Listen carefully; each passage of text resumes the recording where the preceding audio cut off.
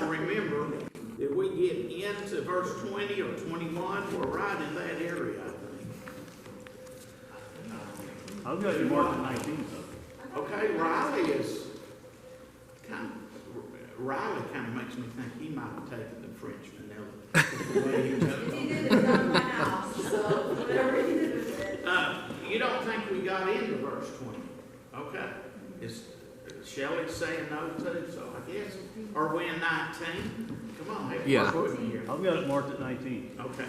In 19 or go into Yes. 19? Because I have notes on verse 19, but I don't think you finished it. Okay. Yeah. All right. I'm trying to study ahead. Dale, excuse me for asking you publicly.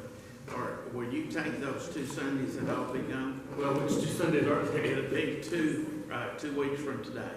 I suppose so. 3rd and 4th Sundays, okay?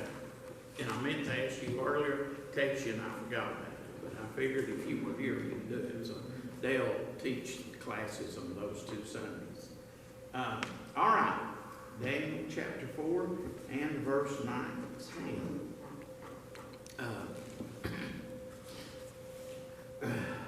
I do think that it's important for us to consider as we're getting into what we're getting into,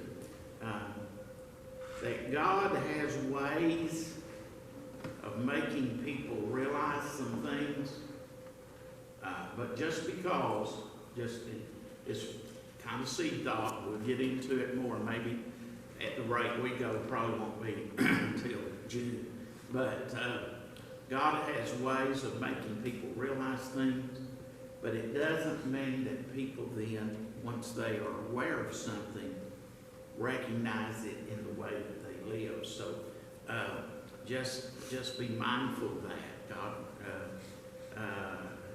the old adage, it's not scripture, but God works in mysterious ways, His wonders to perform, whatever that saying is. I think there's a large element of truth to that, but it doesn't mean that people do something with the recognition that they have. I had a guy that was very, I'm going to use this word, reverent toward God and His power because he loved God's creation. He realized there was a God, and he realized that God was a God of power, but it did not translate into this guy worshiping God.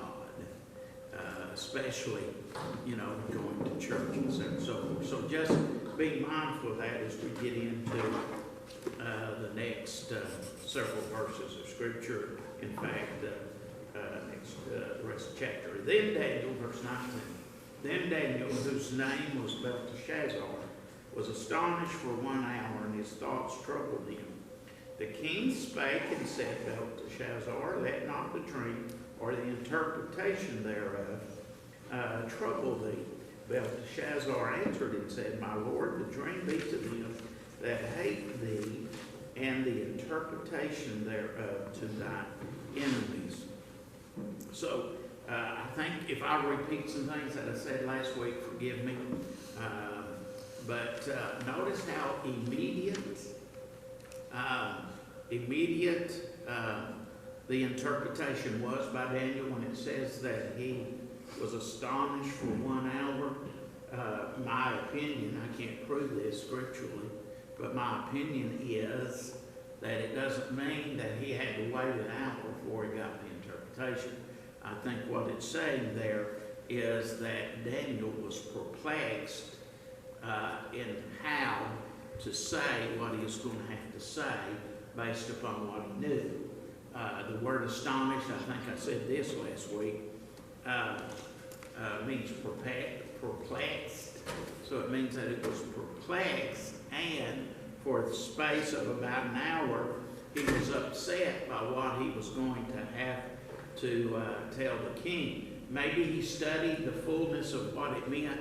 I tend to believe, and I'm just telling you that, I tend to believe that Daniel was very methodical, if that's a good choice of words, in how to relate what he knew to the king. Now, I don't mean that I'm not speaking in any way to what he knew, but he wanted to say it the best way that he could, because he knows that it's not going to be easy to receive, okay?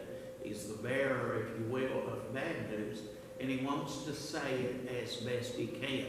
There's a lesson here for God's people in how we say what we need to say. You know and I know that even when you say things as best you can, and when I say as best you can, I mean a spirit of love, a spirit of consideration, of kindness, and such as that. When you say it to the best of your ability, after prayer, after consideration, sometimes people don't receive it very well. No matter how well you elaborate in your preparation. And that's something you and I can't control.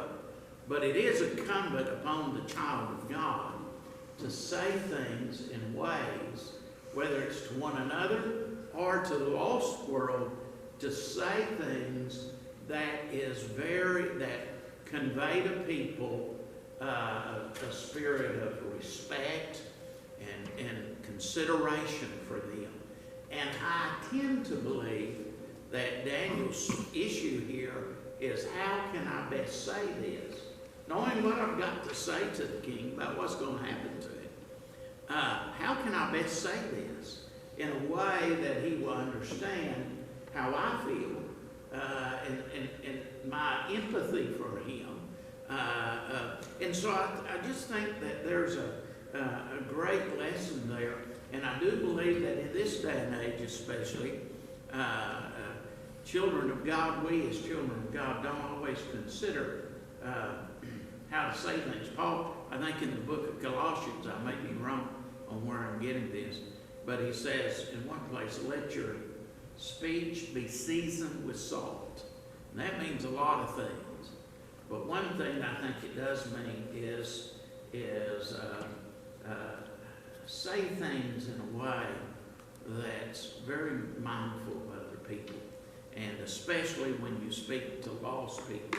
I know several lost people that have a great disdain for Christianity and our churches, and some even the gospel, because of the way that people have spoken to them. And I think I've told you before, and if you've heard this 100 times, you're going to hear it 101, because this is an impressive thing to me.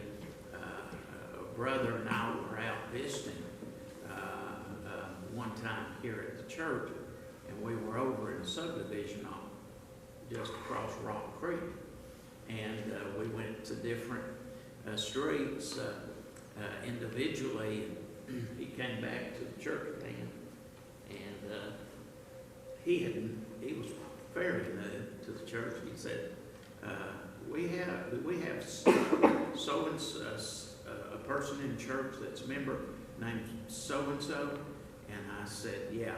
And again, he hadn't met that person, and I said, yeah. I said, they don't live over here though. Did you meet them? He laughed, said, no, I didn't meet them, but I met someone who worked with them. And I said, oh really? And he said, yeah. He said, laughed again. He said, they said they'd never come to our church because they worked with that person. That person was their manager or over them, and they said that they didn't speak well to them.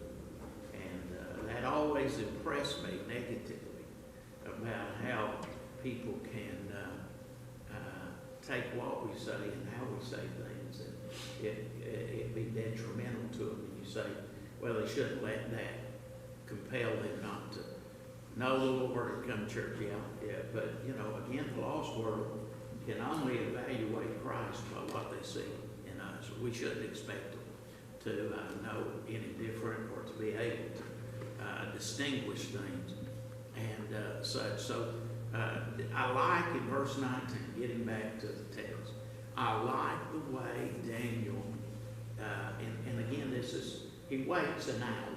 It's about the space of an hour, because I think in part he's wanting to say it the best way he can. So, I don't think you ought to speak curt or short or mean to anybody.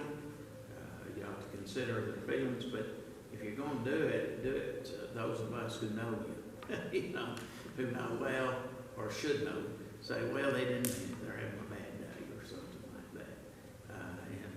Although there's something to be said for that too, because have you ever come, don't answer this out loud, but have you ever come to church and somebody, like the preacher, say something to you in a way that you thought, what's wrong with them? And then you think, they're just having a bad day or something. Again, we shouldn't be that way, but it's better to be that way with one another, certainly, than it is to the lost person. All right, that rabbit's cooked. All right, notice the king senses that in verse 19, okay? He senses it, and he says to Daniel, he says, don't let it trouble you. Don't let it trouble you. Neither the dream nor the interpretation. And he's encouraging Daniel to speak to it. I kind of wonder if after the first dream, and again, this is wondering, if the king is trying to encourage Daniel to tell him the interpretation because he thinks it's going to be a good one. Even though it sounds, kind of rough, but maybe he thinks somehow it's going to make him look better. I don't know. I don't know if that's the case or not. But he encourages Daniel to speak to him and to say the interpretation of the dream. Now, notice the last part of the verse. Belteshazzar answered, and notice how the Babylonian name for Daniel is used throughout this verse. My Lord, the dream be to them that hate thee, and the interpretation thereof to thine enemies. And what he's saying here is it's going to please those who are opposed to you. It's going to please those who are opposed to you. It's going to cause them to kind of, for a while at least, kind of glory over what's happening. Of course, from your reading the story, you understand what the dream is and such as that, and what plays out. But it's actually going to be, an opportunity for them to have some, to gloat over you. You also know here, this is not a biblical statement, but it's a true statement. You always have people, even the king, as glorious as his reign was, he had plenty of enemies. He had plenty of people who didn't like him. He had plenty of people who probably wished he would have a downfall and such as that. So we can't always be in a position where everybody's going to like us and such as that. Understand we are not all likable by our natural inclinations, and we have to choose to overlook some things about one another. Even in our church, we're still human, so we have to choose, if we choose, to overlook some things about one another. I've been pastoring since, 1982, and somebody asked me one time if I ever had church members who were how did they say it? But anyhow, were after me. And I said, I've had a couple who were after me. Probably one not so much, but one who definitely was. And he was a preacher. He wasn't just a regular. You know what I'm saying. He was a preacher. But I've never had, in that sense, a bad church member. I've never, to my knowledge, had somebody who was quote-unquote after me. Had never really had anyone who was mean to me. People have done things and said things that were not the best, but as far as seemingly being ill-intentioned, I don't think I've ever had that. Now, I've had people in church who, based upon what they said and how they said things, I told Deidre several times, so-and-so, I think, knows how to pastor better than I do. Because they'd tell me things that they thought needed to be be done, but I understood, I hope I understood, that they were just expressing what they thought needed to be done and it needed to be considered. I trust I did. But I never had really any church member that, just wanted to go after me. But I also know we're all human. We're all human. And Daniel knew that there were enemies of the king, and they were fixing to have a heyday. And it would, and he felt sorry. See, he felt compassion for the king, and that's an important thing. That I'm sure Daniel saw a lot of things serving under the king that were not right, and his humanity didn't get into the place of saying, all right, serves him right. He still had sympathy and empathy because he knew one of the things that would result from this. All right, anything before we move on, verse 20? Anything? All right, now let's get to the verse where I was trying to go. All right, verse 20. The tree that thou sawest, which grew and was strong, whose height reached unto the heaven, and the sight thereof to all the earth. Now, notice in verse 20, Daniel's repetition, and this is repetition from what the king had said in his recounting the dream. If you go back to, let me see, I'm trying to see it. Well, verses 12, verses 10 through, anyhow, he recounts the king's dream. But the thing I want you to see is the details of what Daniel says in verse 20 as it relates to the king's dream. It shows that Daniel saw the dream clearly, and Daniel understood it clearly. His repetition of the details that he mentions here in verse 20 shows that he saw the dream clearly and understood it. It also shows that Daniel is preparing the king for the dreadful fate and result of what the dream means. And I kind of wonder if one of the reasons why he's going into the detail of the dream is to make sure the king understands the clarity of what it means, that he understands the clarity. Maybe he has to go into the details of the dream so precisely because he understands that when he gets to the interpretation, the king's going to need to know how thorough he knows what is going to happen. All right, verse 21. He goes on, whose leaves were fair, and the fruit thereof much, and in it was meat for all, under which the beasts of the field lived, and upon whose branches the fowls of the heaven had their habitation. Now, verse 21, I know, goes back to verse 12. Okay, it goes back to verse 12.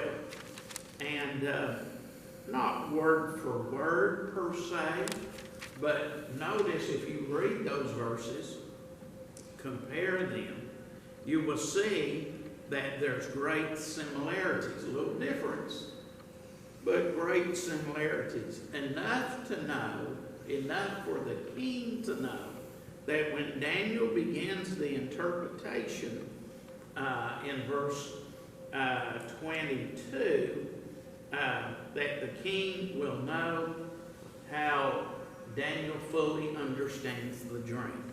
Okay? All right. Let's get into the interpretation in verse 22. It is thou, O king, thou art grown and become strong, for thy greatness is grown, and reacheth unto heaven, and thy dominion to the end of the earth. Now, I know how the dream unfolds. So Daniel is relating how the dream is unfolding. I get that as he begins the interpretation. But I do want to notice something here that is, I think, a very practical issue. A very practical issue. And that is that, and maybe God set it up this way in the dream. But notice how Daniel commends the reign of the king. How he commends the reign of the king Nebuchadnezzar. I know in verse 20 he's just saying, in essence, you have a great kingdom. And your dominion is mighty. I get it, and that's the interpretation. But don't forget this. The commendation that Daniel makes to the king precedes the bad news. It precedes the bad news. Now, by and large, with some exception in Scripture, this is how God operates. This is how God operates. For instance, in the epistles of the Apostle Paul, Paul always, with a little exception, commends the churches before he begins to correct them. He always commends the churches before he corrects them. And really the exception to that is often said to be the book of Galatians. Because in Galatians, he doesn't. He gets right to the crux of the issue about what's going on. But pretty well every other epistle that Paul writes, he is complimentary before he corrects. And in the book of Revelation, the 7 churches, with one exception, there's pretty much a great commendation to the churches before there is correction. And I think that's an important principle of how God operates. And I say there are exceptions to that. But overall, God always acts in commendation before he corrects. And I believe that's a pattern for us. It's a pattern for us. There needs to be recognition to people and of people for what they are, for what they've achieved, etc. and so forth, in order for correction to take hold. Because otherwise it begins to bring forth a resentment. I'll give you a small example. I was in a revival in Duncan, Oklahoma. I won't tell you which of the 2 churches. It's been years ago. And the pastor and I were in his office. We were having prayer before the meeting. And we were just fixing to start his office door. Bang, bang. I can't even do it hard enough. I'm like, what in the world? He said, come in. Because he looked at me like, what in? And the door opened. This guy walked in. The guy was a member of church for years. He's not now. He moved off to another state. But he opened the door and he come in and he said, who left the air conditioners going the other night? He said, I came in there. He said, it was sound 60-something. He said, it should have been off and all that. And the pastor said, whoa, brother. He said, I don't know who did it. He said, we're fixing to pray. He said, well, I'll let you go. He looked at me and he said, well, doesn't that make you want to just go out there and preach? And I said, yeah, but probably not what I was wanting to preach for. But, you know, the guy never considered how he came across. And I think that's one problem as Christian people that we, again, it's kind of tied in what I talked about earlier. Sometimes we just need to stop, and I need this as much as anybody, but stop and think, okay, I'm fixing to have to tell this person something that's not good. But let me, first of all, and especially as it relates relates to them and their situation, let me first of all think about what's good and recognize that so that they'll be in a mode of taking what I need to tell them. Have you ever had somebody tell you something that you knew was true, but you had done it or hadn't done it or whatever it was, but it's almost like you didn't get the lesson because the way that they did it made you so irritated? Now, somebody says, well, you ought to take the lesson. If you're wrong, you ought to take the wrong, yeah? And we all ought to be saints 100% of the time, too. But we're not. And sometimes the thing we're wanting to achieve, the lesson we're wanting to teach, is lost because we didn't come in before we criticized or corrected. So I think that's a very important point about the way Daniel's, maybe how God lined it up. There's another lesson there too, that from our standpoint as a member, maybe you should have thought, why didn't I turn it off? Yeah. Well, I'm sure he was not even thinking of himself at all. See, that's I keep going back, and I need to get back on track, but I think this is important. There is a reason. I'm not into this religious stuff and this, how even the lost world takes things in the Bible. But like the golden rule, what's called, Bible doesn't call it the golden rule, but we do, or people have. But there's pretty well, right in that one statement, it's pretty well the whole way to live your life. Because if I'm thinking about how I want somebody to approach me, then if I did something or didn't do something, then that's how I need to approach them. And sometimes we're so caught up not thinking that way that it affects what we say, and then it affects our relationship, sure enough. And had that guy been thinking, of course, who am I to criticize him in this, because how would I want somebody to approach me? Because I think if nothing else, you would probably come in and say, do you know who was supposed to take care of the air conditioning? Because it was left on. Or I came in and the air conditioning was left on. And we probably just need to remind people about that. But see, that sounds, that's hard to do. It's hard to do because you get so wrapped up in what's going on with you and such as that. And it's frustrating too, because sometimes we laugh how something going on in our life affect the way we are to other people. And I figure that guy that day had just a bad time. But it just, that kind of stuff stays with me. And again, as a rule, with some exception, the Lord always compliments before he corrects, and that's how we ought to be. Now, there are times when correction needs to be first. I get that, but as a rule, it's that way. All right, in verse 22, Daniel is very assertive in what he's saying, and that denotes to me a confidence, a conviction from the Lord about the message.